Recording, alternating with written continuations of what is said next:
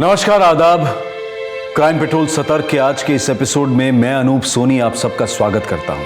आप सभी को अग्रिम रूप से दिवाली की शुभकामनाएं। प्रदूषण के बढ़ते स्तर को देखते हुए पटाखों की जगह दियों से अपनी दिवाली मनाएं और किसी भी अनहोनी घटना से सतर्क रहें। जिंदगी और मौत के बीच में बस एक सांस की दूरी होती है, या फिर यूं कहें कि एक गोली या एक वार की दूरी। आज के इस एपिसोड में हम इंसानी रिश्तों, उनके सपनों, उम्मीदों और लालच के चक्रव्यूह में फंसे इंसानों की जिंदगी देखेंगे। वो जिंदगी जो एक खतरनाक अंजाम तक पहुंच चुकी थी, एक ऐसा अंजाम जिसके बारे में सोचकर भी रूह कांप उठे।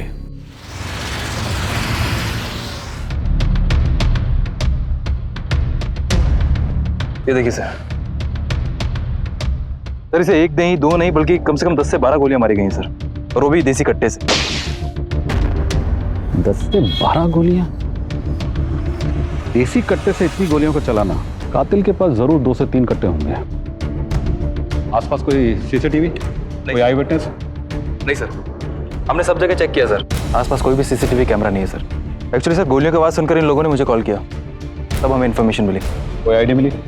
हाँ सर, इसका नाम चिंतन धवन है सर, और आईडी पे जो रेजिडेंशियल एड्रेस है सर, वो होशंगाबाद रोड का है सर। होशंगाबाद रोड? वहां पर तो ज्यादातर स्टूडेंट रहते हैं। हाँ सर। फिर तो इसके इंस्टीट्यूट में जहां ये रहता है वहां से हमें पूरी इंफॉर्मेशन मिल सकती है। सर आपको क्या लगता है, ये कोई हेट क्राइम है या फिर किसी नौसिखी का काम है? देखो, किसी नौसिखे के पास एक कट्टे का होना तो समझ में आता है, लेकिन 2 से 3 कट्टों का होना ये कोई आसान काम नहीं है। मतलब सर? सीधी सी बात है, किसी को भी मारने के लिए 1 या 2 गोली बस होती, लेकिन इस केस में कातिल ने एक के बाद एक लगभग 10 से 12 गोलियां इसको दागी। मतलब वो कुछ मैसेज देना चाहता है, कुछ प्रूफ करना चाहता है, बट किसे और क्यों पता नहीं। बॉडी का पंचनामा करके पोस्टमार्टम के लिए भेज दो और पूरी इंफॉर्मेशन लेके मुझे सुबह रिपोर्ट करो। ओके।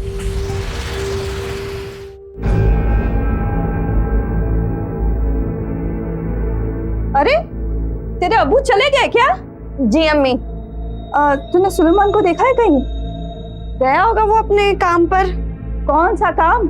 हाँ, उसकी तो नौकरी चली गई है, वो भी 15 दिन पहले।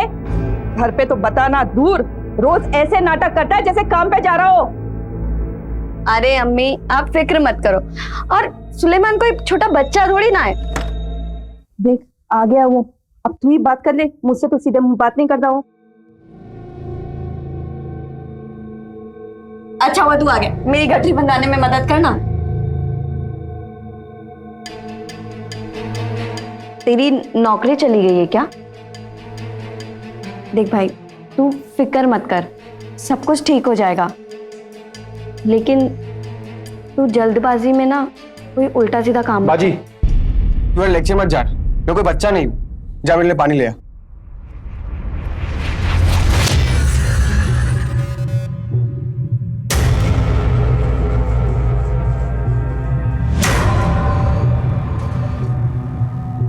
ले ये ले, कस के बांध दिए। भाई सुनना, ये गठरी कनाड़िया तक छोड़ देना। हाँ, यही काम रह गया था बस। मैं नहीं जा रहा, तू निकल। बढ़िया, ये कन्या तक पहुंचा दे।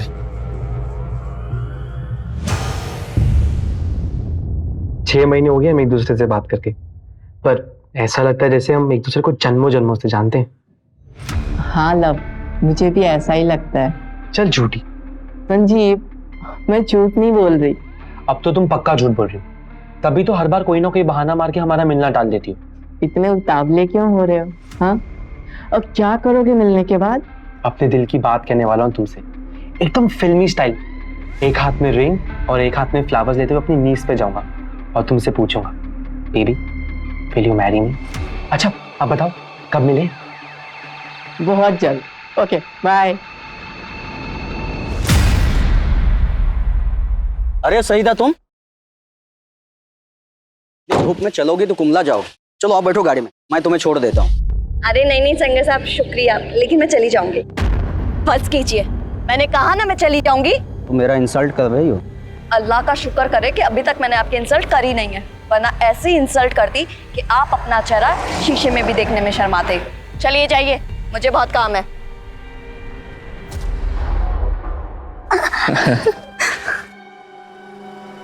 तेरी सर की कसम धूबी, तेरे बिना है ना एक एक पल काटना भी मुश्किल हो जाएगा, पता है तेरे को? तो गाँव क्यों जा रहा है? यहीं रुक जाना। अरे तो खाऊंगा क्या? वैसे भी यहाँ पे सब काम धंधा बंद पड़ गया है। गाँव जाऊंगा, खेती करूंगा। अरे अपन राजा है वहाँ के, पता है तुझे? और मस्त वहां से आते टाइम ना एक तेरे लिए मस्त मोबाइल लेके आऊंगा और वापस तेरे पास। तो तुम मुझसे क्या चाहिए तुझे? ज्यादा कुछ नहीं, बस तेरे से दूर रहने का जो दर्द होगा ना उसकी दवा। मतलब एक छोटा सा वीडियो बनाना है रे, जब भी तेरी याद आएगी ना वीडियो देख लूंगा। वीडियो मतलब चंदू, हाँ भाई, अपन रेडी है भाई।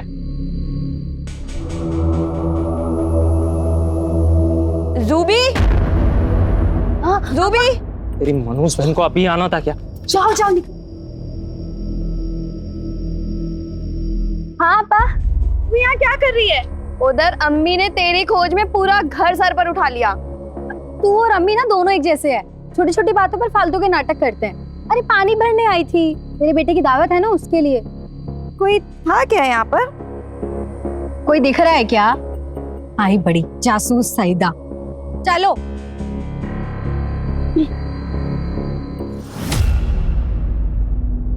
वाह, क्या खुशबू आ रही है। सईदा बेटा। जी अब्बू। बहुत ही उम्दा इंतजाम किया बेटा तूने। खुश रहो। शुक्रिया।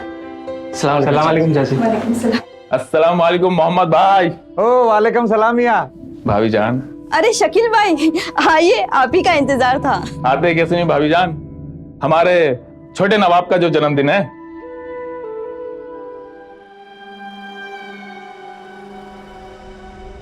तू यहाँ क्या कर रहा है? चल बाहर आ। बाजी मैं जा रहा हूँ, और मुझे ढूंढते हुए कोई भी है तो कहना कि मैं यहाँ नहीं था। तू मेरे सर पे हाथ रख के कसम खा कि तूने कोई भी गलत काम नहीं किया है। बाजी ये सब नाटक बंद कर और प्लीज अपना मुंह बंद रखना। तुझे कसम है मेरे भांजे की। कहाँ है मेरा शहजाद, मेरा बेटा? तुम यहाँ क्या कर रहे हो? किसे बुलाया तुम्हें यहाँ? मैं अपने बेटे का जन्मदिन मनाने आया हूँ। आखिर बाप हूं मैं उसका, मेरा हक है। तू होता कौन है मेरे और मेरे बेटे के बीच बोलने वाला? चल हट। चल। सईदा, समझाना अपने बाप को, तेरा शौहर है। अब चले जाइए यहाँ से। आपका मुझसे और मेरे बच्चे से कोई वास्ता नहीं है। पर कम से कम मेहमानों के सामने तो तमाशा ना करें। मेहमान, मैं चला जाऊं?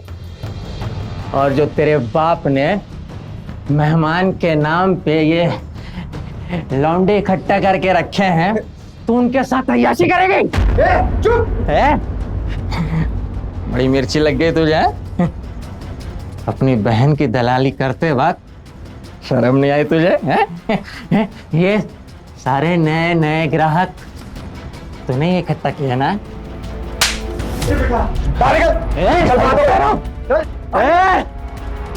देख लूंगा, तुम सबको देख लूंगा।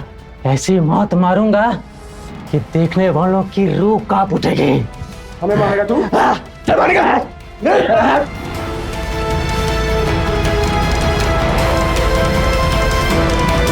माफ करना, इसका तो हमेशा का नाटक है ये। इसको सबक मिल चुका है। आइए हम अपना जश्न क्यों खराब करें।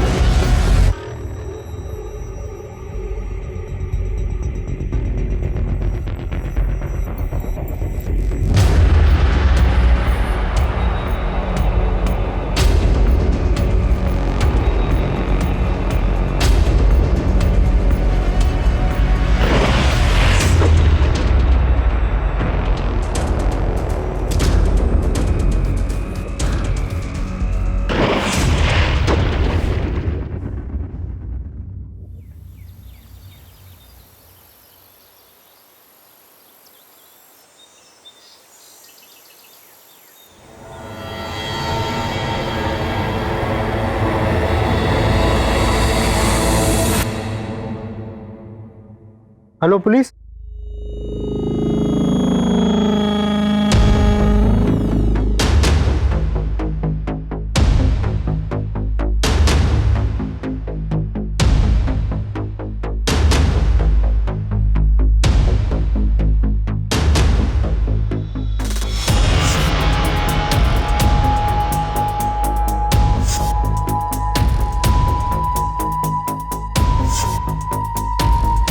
इन लोगों को पहचानते हो?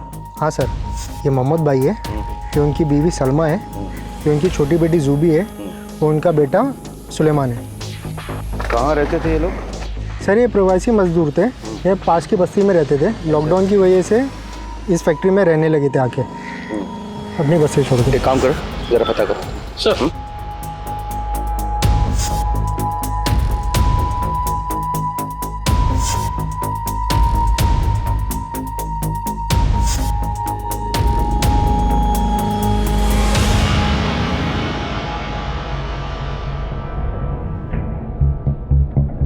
मारपीट की कोई निशानी नहीं कहीं है। सर गार्ड ने बताया कि ये प्रवासी मजदूर की फैमिली है, तो ऐसा भी तो हो सकता है कि लॉकडाउन की वजह से सब डिप्रेशन में आ गए होंगे, पूरी की पूरी फैमिली सुसाइड कर ली।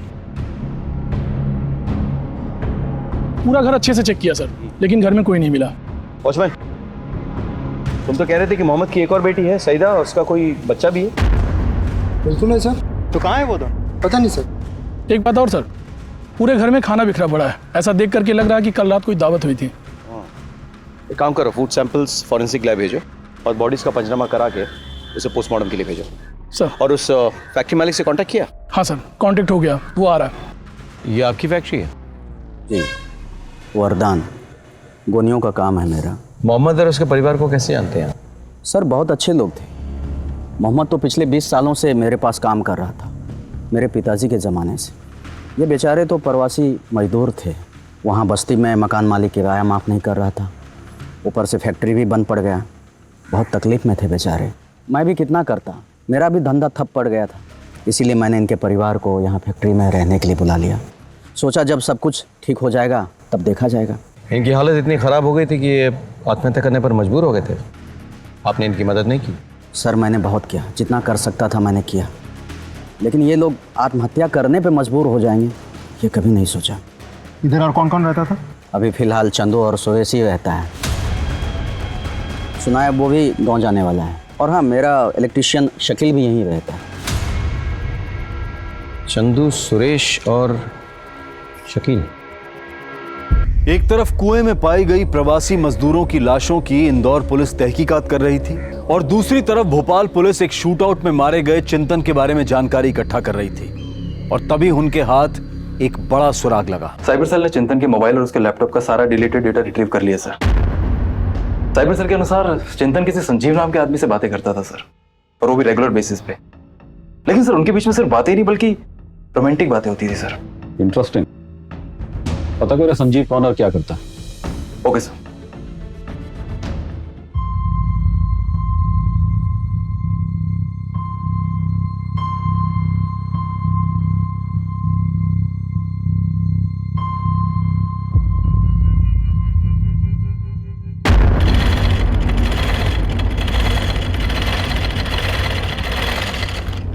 अब्बू, अब्बू आप ठीक तो है ना? लगता है आपका बीपी बढ़ गया। नहीं बेटा, हम ठीक है, हमें हमें कुछ नहीं हुआ। मुझे पता है अब्बू, आप हम सभी को लेकर फिक्रमंद रहते हैं और फिर आपकी तबीयत बिगड़ जाती है। देखो बढ़ गया ना बीपी, मैं अभी दवाई देती हूँ। हे बेटा, तू देखना, हम 20 सालों से यहाँ पर रहकर मेहनत मजदूरी कर रहे हैं। अब ये लॉकडाउन लग गया तो सारे प्रवासी मजदूर अपने वतन लौट रहे हैं। हम तो अपने गांव जा भी नहीं सकते, वहां जाकर करेंगे भी क्या बेटा? अब्बू आप फिक्र नहीं करो, मैं हूं ना, मैं और ज्यादा मेहनत करूंगी, सिलाई और कढ़ाई के और ज्यादा काम लूंगी। हमने इतने बुरे बुरे दिन साथ देखे हैं अब्बू, तो ये लॉकडाउन हमारा क्या बिगाड़ेगा? देखना हम इसे भी पार कर जाएंगे। लोग कहते हैं कि तलाकशुदा बेटी माँ बाप पर बोझ होती है, लानत है उन पर। बेटा तू तो मेरा सहारा है वे। सर मोहम्मद और उसकी फैमिली की पोस्टमार्टम रिपोर्ट और घर पे पाए हुए खाने की फॉरेंसिक रिपोर्ट आ गई है। सर खाने में बहुत ज़्यादा मात्रा में नींद की गोलियां मिलाई गई और मोहम्मद का गला भी घोटा गया और सलमा को किसी चीज़ से दम घोट के मारा गया है। मतलब ये सामूहिक आत्महत्या के बदले सामूहिक हत्या का केस बनता जा रहा है। सर पोस्टमार्टम रिपोर्ट के मुताबिक इनकी बॉडी पे खरोच है। इसका मतलब ये है कि उन्हें बेहोश करने के लिए पहले नींद की गोलियां खिलाई गई, फिर उन्हें कुएं तक खींच के लेके आया गया और फिर कुएं में धक्के देके गिराया गया। और सर चारों के बॉडी में बहुत ज़्यादा मात्रा में नींद की गोलियां पाई गई। एक फैमिली से 4 बॉडी बरामद होती है। उस फैमिली की बड़ी बेटी अपने बच्चे के साथ गायब है। ये सब तुम्हें डाउटफुल नहीं लगता है? सर ऐसा भी तो हो सकता है कि उसकी जान को खतरा हो। सर ये भी तो हो सकता है घर की बड़ी बेटी ने इन चारों की हत्या की हो, फिर अपने बच्चे के साथ भाग गई हो। Let's not jump to conclusions. पूछताछ करते रहो, रिश्ते नाते यार दोस्त सबसे बात करो। We have to find her. और जो 2 लड़के जो पड़ोसी गायब हुए थे, क्या नाम है? Suresh and Chandu sir. एक काम करो, उनके फोटो निकालो फैक्ट्री के मालिक से, ठीक है? और सईदा का फोन ट्रैकिंग पे डालो। शहर के तमाम मेडिकल स्टोर्स में पता करो पिछले कुछ दिनों में वहां से नींद की गोलियां किन्होंने खरीदी, और सीसीटीवी फुटेज भी चेक करो। हमें ये पता लगाना है कि ये मर्डर्स जो है वो किसकी वजह से हुई है, कौन है ये कारण। मतलब मोहम्मद, सलमा, सुलेमान या फिर जुबी। ए बेटा मेरी बात तो सुन। चलो क्या है? ले बेटा सुन, आवारागर्दी छोड़ और मेरे साथ फैक्ट्री में चल, हाथ बटा मेरा। 4 पैसा घर में आएगा और ये उठपटांग लोगों से दूर रहेगा। मैं आपकी तरह जिंदगी भर मजदूरी करके फटियाल में नहीं रहूंगा। कोई ऐसा काम धंधा करूंगा जिससे माल भी आवे और अपना ताऊ भी जमे रहे। आप बस खाली गोंगियां उठा दे रहो, मैं गोंगियां भर भर के पैसे कमाऊंगा, समझे? चलो बेटा बात सुन ना। भाई अब्बू ने जीना हराम कर रखा है, अब सच बताओ तो पैसे कमाने ही पड़ेंगे। जितना ज़्यादा तू बेचेगा ना उतना ज़्यादा कमाएगा।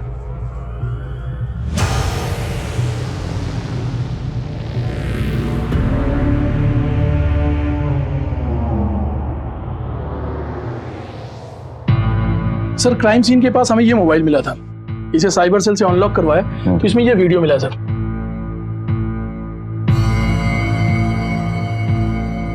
ये तो जुबी है। उसके साथ कौन है? इसका नाम सुरेश है सर। सुरेश? मतलब मोबाइल सुरेश का है?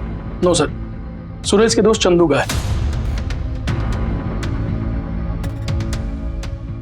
ये देख तेरे लिए क्या लाया, देख।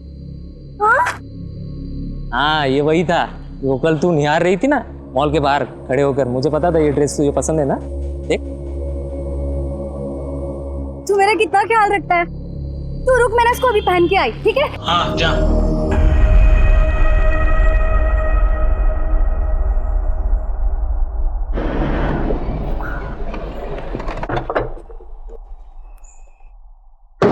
सर हाँ, जुबी के मोहल्ले में जाके पूछताछ की।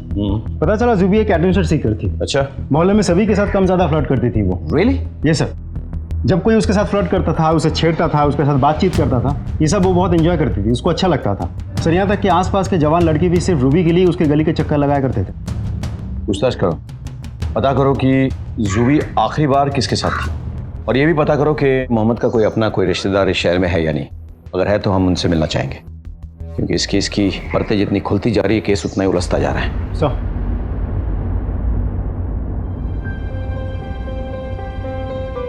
हमारे हाथों में जायका कमाल का है।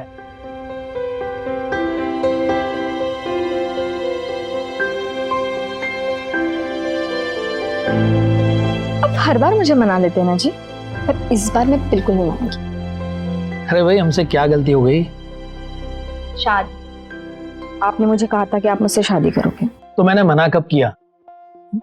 तुम्हारे दोनों बच्चों को भी अपने साथ ले आया, उन्हें अपनी औलाद माना, तुम्हें बेगम का दर्जा दिया, और अब भी तुम्हें लगता है तो चलो कल चलकर रजिस्ट्री करवा लेते हैं। नहीं, मुझे निकाह करना है सहरा बांध के, काजी के सामने, पूरी बिरादरी के सामने, और वो भी अपने गांव में।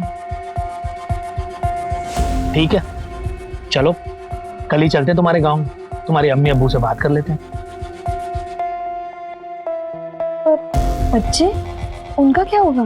अम्मी हमारा क्या होना है, मैं संभाल लूंगी सब। इतनी अच्छी खबर है, आप दोनों बेफिक्र होकर जाइए। पर रफीक का क्या?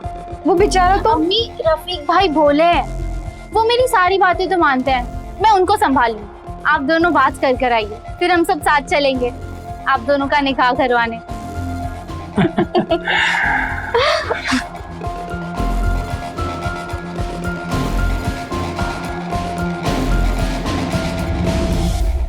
हमने तुम्हारे चिंतन के बीच में हो रही इंटरनेट में पूरी चैट हिस्ट्री रिट्रीव कर ली है। बहुत प्यार मोहब्बत वाली बातें हुआ करती थी तुम दोनों के बीच में। Hey my love, I miss you. Same here. वो बहुत पुरानी बात है, अब हम दोनों के बीच में ऐसा कोई रिश्ता नहीं। वो लड़की, मेरा मतलब है वो लड़के ने मुझे बहुत पप्पू बनाया सर।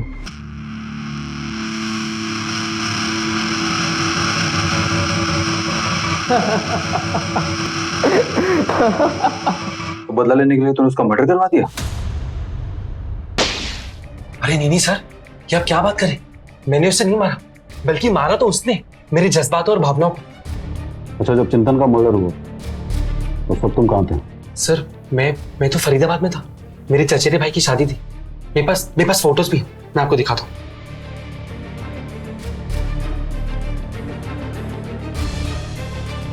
ठीक है, फिलहाल अभी तुम जा सकते हो, लेकिन हमसे बिना परमिशन लिए शहर से बाहर मत जाना।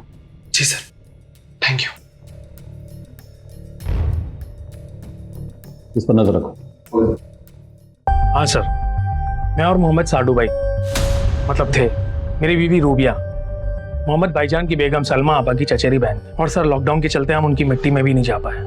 रूबिया कहाँ है? सर वो अपने अम्मी अबू से मिलने गांव गई थी, और लॉकडाउन के चक्कर में वहीं फंस गई। मोहम्मद के परिवार के 4 सदस्यों की हत्या हो गई और उधर सईदा अपने बच्चे के साथ गायब है। कुछ पता है सईदा कहाँ है? पता नहीं सर। मोहम्मद के परिवार का किसी के साथ कोई दुश्मनी, कोई लड़ाई झगड़ा? हाँ सर, खुर्शीद सैयदा का शौहर, उसने सबकी नाक में दम कर रखा है। आए दिन उसके उनके साथ झगड़े होते रहते हैं। खुर्शीद का पता है?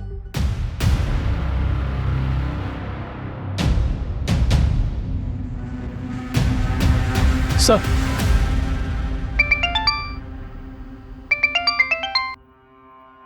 हेलो, क्या?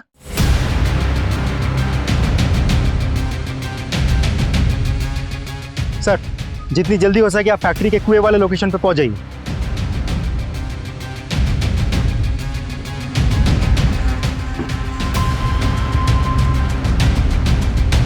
सर 2 और लाशें मिली, आइए।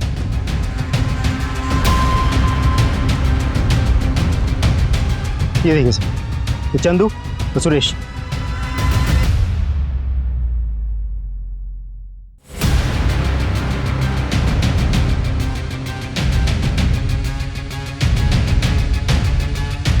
सर 2 और लाशें मिली है, आइए।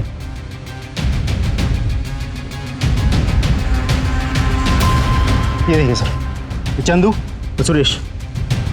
इसी कुएं से मोहम्मद और उसके पूरे परिवार की लाशें मिली थी, उनका बेरहमी से कत्ल किया गया था। और आज ये 2 लाशें।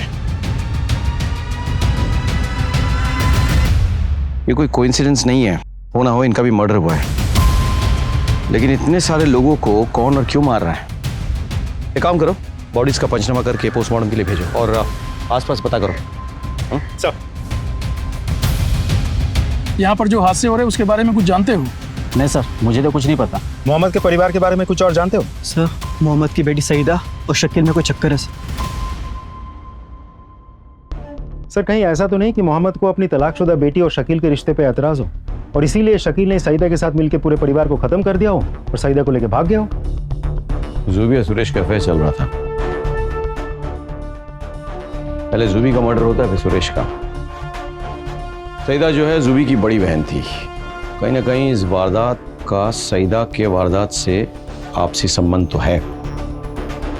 इन मसलों का तार जो है ना, वो कहीं सईदा और शकील से जाके जोड़ रहे हैं। सईदा के फोन को ट्रैकिंग पे डाला था। क्या रिपोर्ट है? सर उसने अभी तक अपना फोन ऑन ही नहीं किया। तो शकील का फोन ट्रैक करो, हो सकता है दोनों एक साथ छुपे हुए। हाँ, और साथ ही साथ मुझे मोहम्मद सलमा, सुलेमान और जुबी के कॉल रिकॉर्ड्स भी चाहिए। हाँ, इनका डेटा मिलना बहुत ज़रूरी है। फॉलो सर, संजीव का बैंक अकाउंट और उसकी कॉल डिटेल चेक कर ली गई है सर। सब क्लियर है सर। मतलब हमारे पास कोई डिटेल नहीं? No sir. ठीक है, तो एक काम करते हैं, इन देसी कट्टों के जरिए कातिलों तक पहुंचने की कोशिश करते हैं। पता करो पिछले दिनों एक दो नहीं बल्कि 3-3 कट्टे किसने और कहां से खरीदे।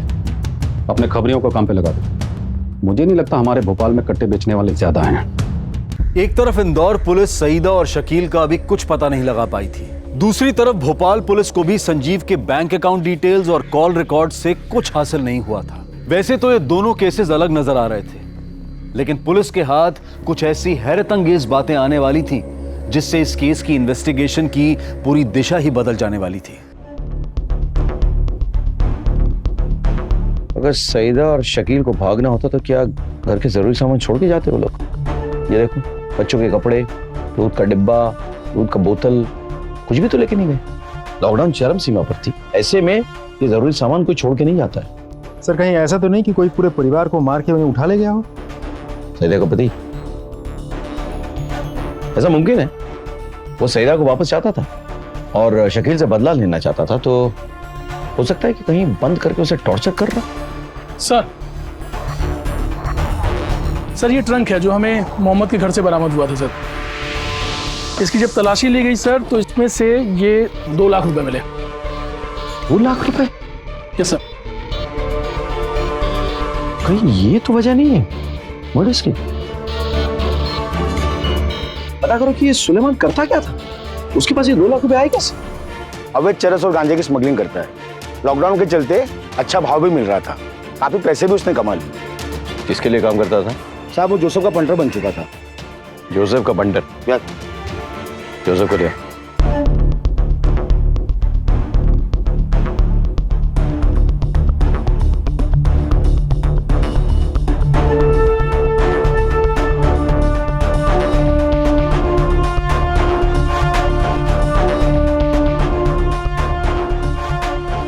सर जोसेफ तो भाग गया। इंदौर हत्याकांड की गुत्थी पुलिस के लिए उलझती ही जा रही थी।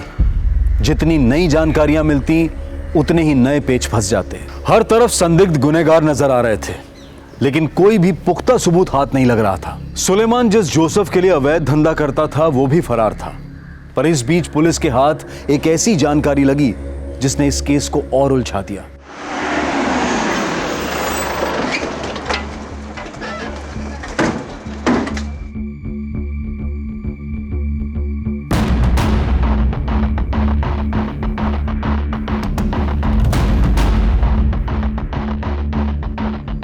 ये तो सईदा, उसका बच्चा और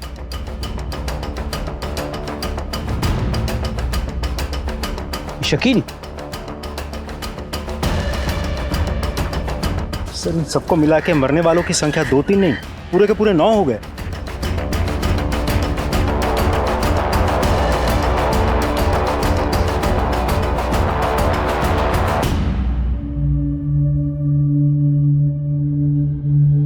तुम लोग आसपास देखो।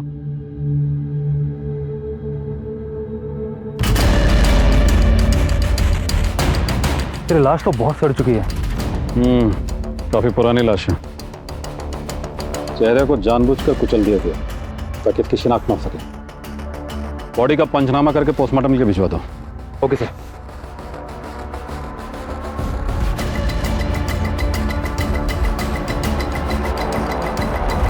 सर सईदा के शौहर खुर्शीद का पता चल गया है सर। वो उज्जैन में छिपा हुआ था, वहां की लोकल पुलिस उसे यहाँ लेकर के आ रही है। साहब मानता हूँ मेरा सईदा और उसके घर वालों के साथ हमेशा झगड़ा हुआ करता था। तो फिर घर बंद करके ताला लगा के तुम उज्जैन में क्यों छुपे हुए थे? साहब वो सबके सब मर गए ना, तो मुझे लगा आप लोगों का शक मुझ पर ही आएगा, इसलिए जब तक मामला ठंडा नहीं हो जाता मैंने अपने आप को छुपा लिया था। सर हाईवे किनारे मिली लाश की पोस्टमार्टम रिपोर्ट आ गई है सर। उसकी हत्या गला काट कर की गई है सर, और ऐसा लगता है कि सर उसके गले के जो बर्थ मार्क है उनको मिटाने की कोशिश की गई है सर। ये देखिए sir. Body Indore Bhopal highway पे मिली है। एक काम करो, इसकी फोटो इंदौर के रास्ते में पड़ने वाले सभी पुलिस स्टेशन में भेजो और पता करो क्या कोई इसकी शिनाख्त कर सकता है। Okay sir.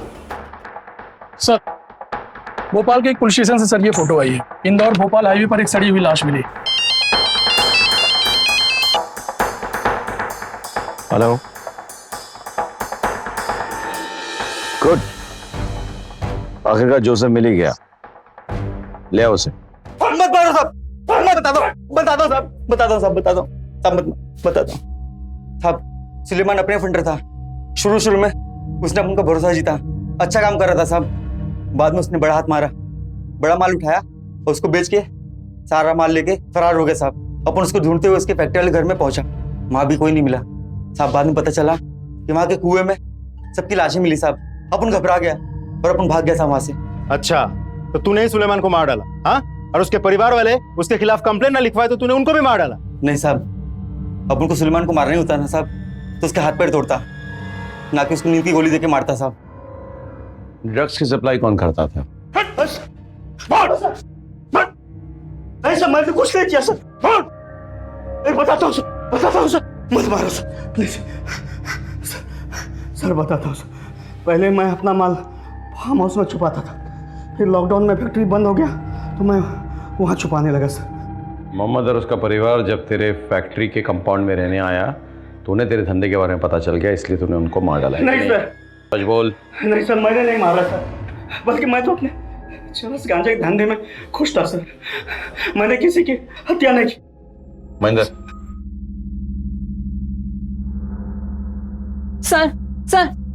सर मैं अजय सिंगर की वाइफ हूँ। आपने उन्हें क्यों अरेस्ट किया है सर? इनकी इन्वेस्टिगेशन चल रही है। सर आप शरीफ लोगों को परेशान कर रहे हैं। मैडम, लगता है आप अपने हस्बैंड को जानती ही नहीं। ड्रग्स का धंधा करता है आपका हस्बैंड, खुद अपने मुंह से कबूला है। नहीं सर, आपको गलतफहमी हुई होगी, वो ऐसा नहीं कर सकते सर। प्लीज उन्हें छोड़ दीजिए सर, प्लीज। सॉरी, मामला इतना संगीन है कि उन्हें तो बेल भी नहीं मिलेगी, इसलिए आप बेकार की कोशिश ना करें। सर मैडम प्लीज आइए, आप आइए।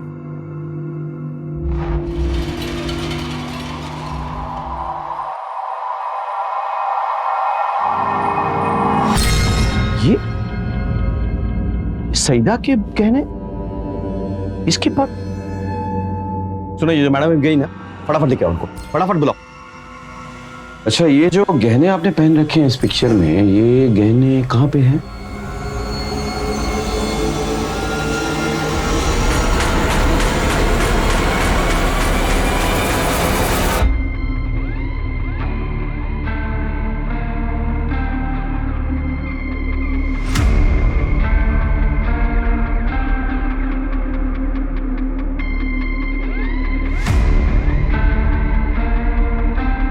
ये क्या कर रहे हो? अपनी फीस ले रहा हूँ। मेरे मना करने के बाद भी शकील जबरदस्ती लेके चला गया था। ये किस्सा किस दिन हुआ? 3 दिन पहले। 3 दिन पहले? उसके ऐन एक दिन बाद हत्याकांड होता है। मतलब शकील ने सईदा को ये गहने दिए, सईदा ने वो गहने पहने और उसके बाद उन सबको मार डाला गया। क्यों? तुझे पता चल गया था ना कि शकील सईदा के साथ साथ तेरी बीवी के साथ भी चोंच लड़ा रहा है। यही नहीं, उसने तेरी बीवी के गहने भी चुरा लिए थे। इसी गुस्से में तूने शकील को और बाकी लोगों को मार डाला। ये सब मैं पहली बार सुन रहा हूँ और मैंने किसी का खून नहीं किया है। महेंद्र, जरा इन्हें ले जाओ अपने साथ और खातिरदारी करो। जब तक सच ना उगले रुकना नहीं। चलो ले जाओ। सर चलो सर आप आप भी चलिए। सर मेरी बात को प्लीज मैडम चलिए।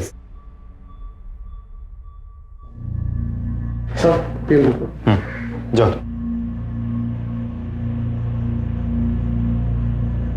सर, सईदा, शकील और उसके बच्चे का भी पोस्टमार्टम रिपोर्ट आ गई है। सईदा और शकील दोनों को बहुत ज्यादा मात्रा में नींद की गोलियां दी गई थी। देखो, सईदा और शकील की बॉडी जहां मिली है वो फैक्ट्री से ज्यादा दूर नहीं थी। जी सर, और सिर्फ बच्चे की बॉडी में नींद की गोली का कोई ट्रेस नहीं मिला। बच्चे को गला घोट के मारा गया और उसके हाथ में शर्ट का एक बटन फंसा हुआ था। बच्चा नींद में नहीं था। गला दबाते वक्त बच्चे ने अपने हाथ में जो भी आया उसे पकड़ लिया, उसके हाथ में एक बटन आ गया। अब हमें पता यह लगाना है कि यह बटन किस शर्ट का है, समझ रहे हो? पिछले 6 महीने में इस तरह का शर्ट किसने खरीदा है? हो सकता है सस्पेक्ट ने ये शर्ट फेंक दिया हो। हमें छानबीन करनी होगी, पूछना होगा बार बार ऑफिस, आस पड़ोस कि किसने इस तरह के बटन पहने शर्ट में सस्पेक्ट को देखा है। सब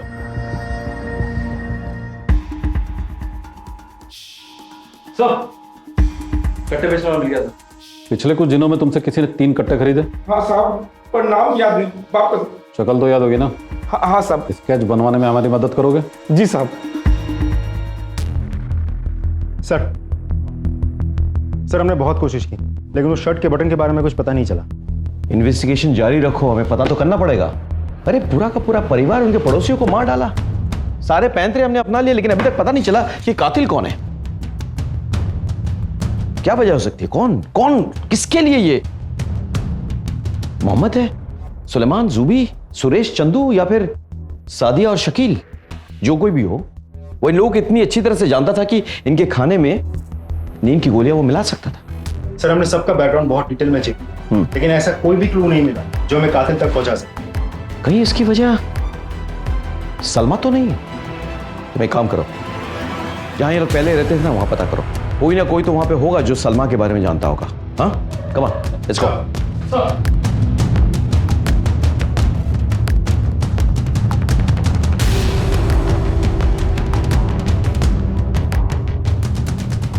सर सलमा भाभी बहुत नेक औरत थी और सबकी मदद भी करती थी। और हाँ सर, सलमा पिछले 1 महीने से बार बार अपने मायके फोन किया करती थी और घंटों बातें किया करती थी। सर वैसे तो सब ठीक था, पर उनके व्यवहार में काफी बदलाव आ गया था। ठीक है, थैंक यू सो मच। अब आप जा सकती हैं। कुलदीप, सलमा अपने मायके बार बार फोन कर रही थी और चिड़चिड़ी भी हो गई थी। कुछ नॉर्मल नहीं लग रहा है मुझे। चलो अर्शद और गजल से जाके बात करते हैं। सर शायद उन्हें कुछ पता हो। नहीं सर, हमें इस बारे में कुछ नहीं पता। शायद रूबिया को पता हो। क्या मैं रूबिया से बात कर सकता हूँ? जी सर। अरे गजल। हाँ अबू। जरा मेरा फोन लाना तो, तुम्हारी मम्मी से बात करनी। हेलो, हाँ रूबिया। हाँ, ये इंस्पेक्टर राकेश श्रीवास्तव तुमसे बात करना चाहते हैं। रूबिया जी, शुक्रिया मुझसे बात करने के लिए। अच्छा, मेरा एक सीधा सा सवाल था, वो ये कि सुनने में आया कि सलमा आपा जो है वो आखिर के दिनों में थोड़ी चिड़चिड़ी हो गई थी।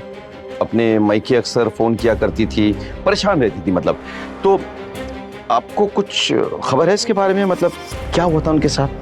जी इंस्पेक्टर साहब, सलमा आपा को लोगों से मिलने जुलने का बहुत शौक था, पर लॉकडाउन की वजह से घर छोड़ के फैक्ट्री कंपाउंड में जाकर रहना पड़ा। ना ज्यादा किसी से मिलना जुलना, ना बातचीत, तो उनका दम घुटने लगा था। सारे मजदूर अपने अपने मुल्क जा रहे थे। सलमा आपा भी अपने मायके जाना चाहती थी, पर उनके शौहर मना कर रहे थे। इसकी वजह से वो थोड़ी चिड़चिड़ी सी हो गई थी। थैंक यू, शुक्रिया। ये रूबिया जी की तस्वीर है क्या? जी। अच्छा, ये लीजिए, शुक्रिया, बहुत बहुत शुक्रिया। सर उस तरह के बटन वाले शर्ट्स जितने लोगों ने खरीदी थी उनकी लिस्ट आ गई है। ये रही सर लिस्ट। अच्छा, भोपाल पुलिस की तरफ से एक फोटो भेजी गई थी हाईवे पे मिली लाश की। हाँ, वो फोटो ले आओ सर। और रूबिया के फोन का लोकेशन ट्रेस करो। Right sir. सर 3 कट्टे खरीदने वाले का स्केच बन गया सर। ये स्केच प्रदेश के सभी पुलिस स्टेशन हेडक्वार्टर में भेजो और साथ ही साथ राज्यों के हेडक्वार्टर में भी भेजना। ओके सर, रूबिया की फोन की लोकेशन आ गई। फिलहाल वो घर पे ही है। अच्छा, लेकिन 23 तारीख को उसका फोन इंदौर से भोपाल की तरफ गया, फिर घर वापस आ गया।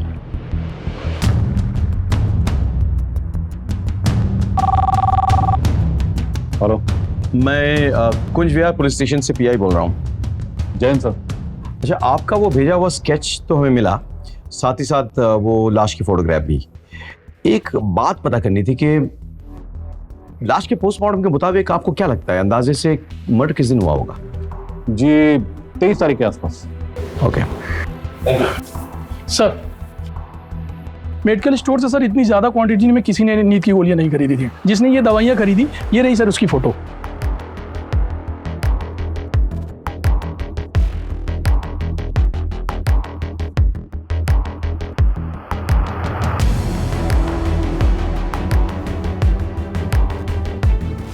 बिना टाइम वेस्ट किए, बिना मार खाए सच बता दे, रूबिया को कैसे और क्यों मारा?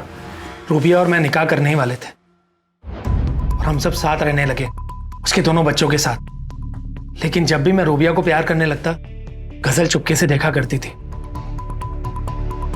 पहले तो मैं बहुत हैरान था, गुस्सा भी आया, लेकिन फिर मैं समझ गया। रूबिया को मैंने इस बारे में कुछ नहीं बताया और फिर मैंने गजल को उकसाना शुरू किया और वो मेरी तरफ खिंची चली आई।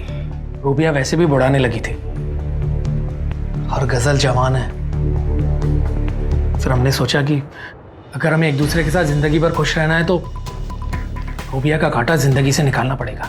और फिर मैं रूबिया को उसके घर वालों से मिलवाने के बहाने अपने साथ ले गया और रास्ते में ही मार दिया।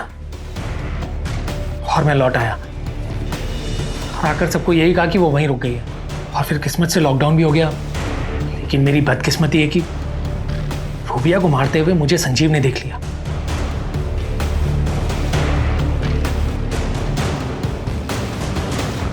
और वो मुझे ब्लैकमेल करने लगा।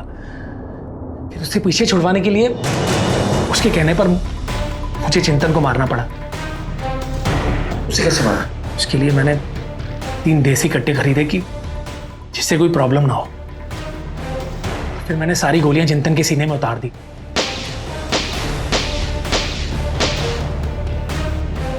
और बाकियों को कैसे मारा? सर उन सबको मैंने नहीं मारा। सच सर बताओ कैसे मारा? सर सच बोल रहा हूँ। सर सच बोल रहा हूँ। सर गजल मैडम, आप बताने का कष्ट करेंगी कि आपने 4-5 मेडिकल स्टोर से भाई का प्रिस्क्रिप्शन दिखाकर नींद की गोलियां क्यों ली? वो सलमा खाला और मोहम्मद खालू बार बार अम्मी के बारे में पूछ रहे थे। वो लोग पीछे ही पड़ गए। रूबिया कहाँ है, रूबिया कहाँ है? नहीं तो हम पुलिस के पास चले जाएंगे। उनसे पीछा छुड़ाने के लिए उन दोनों को मारना पड़ा। और फिर सईदा के बच्चे के बर्थडे के बहाने मैं उसके घर गया और मैंने सभी के खाने में नींद की गोलियां मिला दी।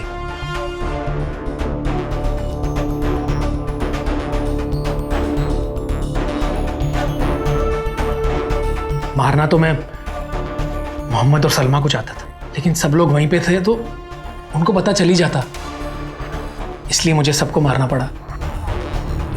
मैं पूरी कोशिश करूंगा तुम दोनों को सख्त से सख्त सजा मिले। कामा तुराणम न भयम न लज्जा।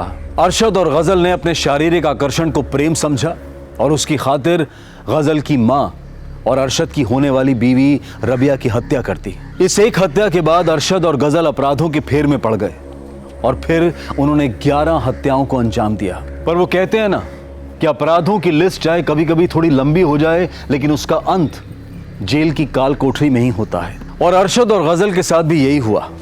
हाँ, अगर वो अपना पहला अपराध करने से पहले अपने आप पर काबू पा लेते तो शायद आज चैन की जिंदगी जी रहे होते। और अगर सईदा का परिवार भी थोड़ा सतर्क रहता तो उन सबको भी जान से हाथ नहीं धोना पड़ता। आप सबको सोनी टीवी और क्राइम पेट्रोल की पूरी टीम की तरफ से दीपावली की ढेर सारी शुभकामनाएं। अब मैं अनूप सोनी आपसे विदा लेता हूं। फिर मुलाकात होगी क्राइम पेट्रोल सतर्क में एक और नए केस के साथ। तब तक अपना और अपने परिवार का ख्याल रखें, सतर्क रहें, सुरक्षित रहें और देखते रहें क्राइम पेट्रोल सतर्क। जय हिंद।